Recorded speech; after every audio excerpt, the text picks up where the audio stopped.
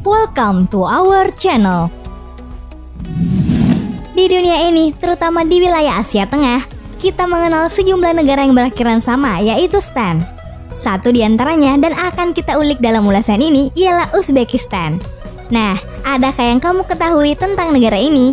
Selain memiliki sejarah yang menarik, Uzbekistan disebut-sebut menjadi salah satu negara dengan ras tercantik di dunia. Tak percaya?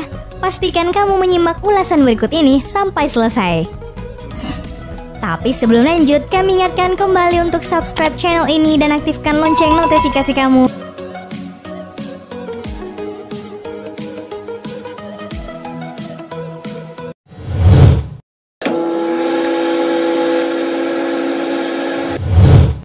Sejarah peradaban.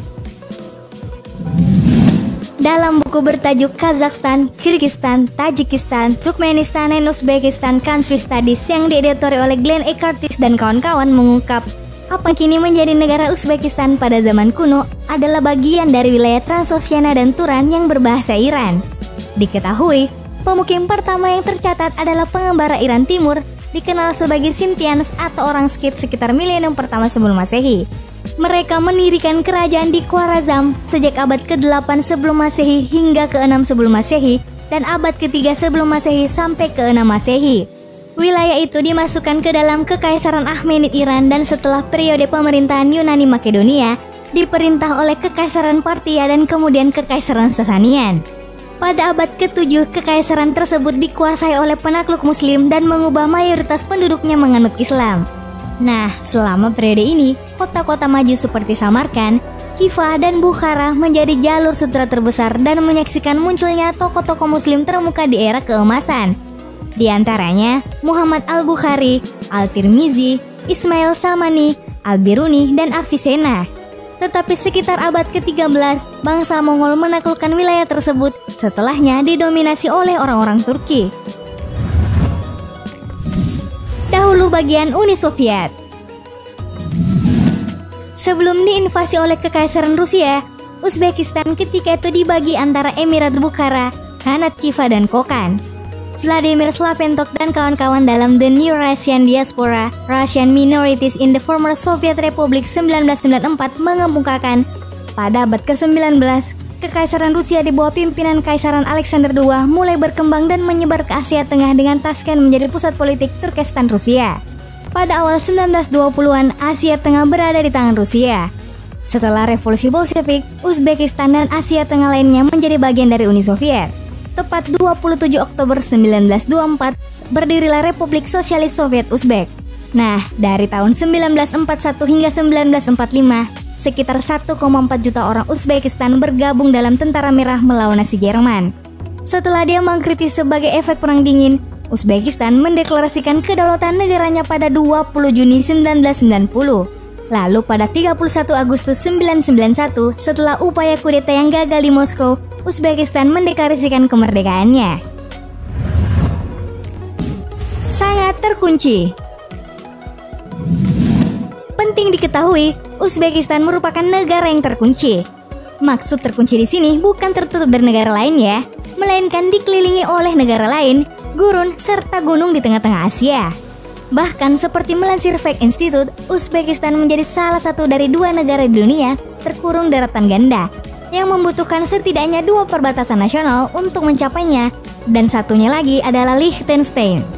Secara geografis, negara seluas 448.978 km persegi ini berbatasan dengan Kazakhstan dan Laut Aral di utara dan barat laut, Tajikistan di tenggara dan Kyrgyzstan di timur laut, serta Afghanistan di selatan dan Turkmenistan di barat daya. Uzbekistan adalah salah satu negara Asia Tengah terbesar dan satu-satunya yang berbatasan dengan semua negara Asia Tengah. Untuk masuk ke negara ini diharuskan melewati salah satu negara besar tadi. Di samping itu, Uzbekistan juga terkurung daratan kering. Selain dikurung negara besar, Uzbekistan juga dikunci oleh gurun dan pegunungan. Ibu kota kebudayaan Islam. Seperti sudah sedikit disinggung, Uzbekistan secara historis pernah menjadi jantungnya jalur sutra, jalur perdagangan kuno yang menghubungkan Tiongkok dengan Eropa dan Timur Tengah. Itu terjadi sejak abad ke-7 tatkala penakluk Arab menduduki wilayah tersebut. Di Uzbekistan, Islam menjadi agama mayoritas dengan persentase 90% dari 33,8 juta penduduknya. Hal itu tidaklah mengherankan, mengingat negara ini pernah menjadi bagian dari kejayaan Islam. Memori kejayaan bisa dilihat dari menara masjid, madrasah, dan makam, terutama yang menghiasi kota Bukhara dan Samarkand.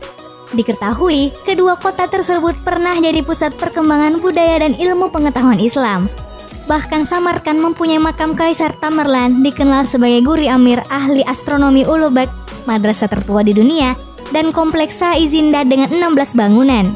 Bagi yang belum tahu, kompleks ini menjadi tempat peristirahatan terakhir Qasim bin Abbas, sepupu Rasulullah SAW yang menyebarkan Islam di Asia Tengah.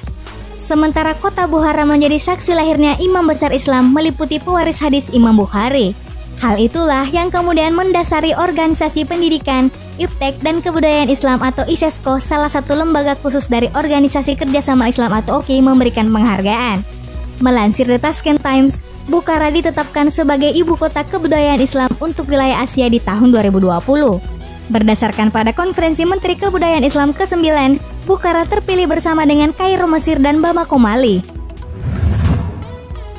Tambang emas terbesar. Tahukah kalian, Uzbekistan menjadi rumah bagi salah satu tambang emas terbuka terbesar di dunia. Melansir laman World Atlas, disebutkan tambang tersebut berada di Muruntau, tepatnya di Gurun Kizilkum.